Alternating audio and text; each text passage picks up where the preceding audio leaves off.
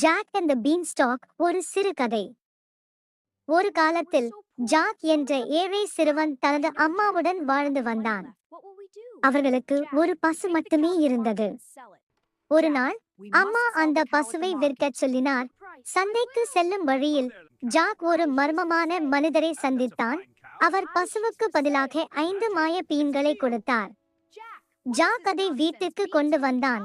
கோபமடைந்த அம்மா அந்த பீன்களை ஜன்னல் வழியாக வெளியே எறிந்தார். அடுத்த நாள் காலை ஒரு பெரிய பீன் தண்டு வானத்தை எட்டிய அளவுக்கு வளர்ந்திருந்தது. ஜாக் அதில் ஏறி மேகங்களுக்குள் இருந்த அரண்மனைக்கு சென்றான். அங்கு ஒரு பெரிய ராட்சசன் வாழ்ந்தான். அவனிடம் தங்க முட்டை இடும் ஒரு மாயக்கோழி இருந்தது. ராட்சசன் தூங்கிய போது ஜாக் அந்த கோழியை எடுத்துக்கொண்டு கீழே இறங்கினான்.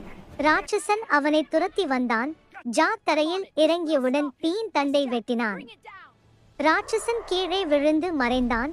அதன் பிறகு ஜாக் மற்றும் அவன் அம்மா செல்வந்தர்களாக மகிழ்ச்சியாக வாழ்ந்தனர். கதை நெறி: துணிச்சலும் புத்திசாலித்தனமும் வாழ்க்கையை மாற்றும்.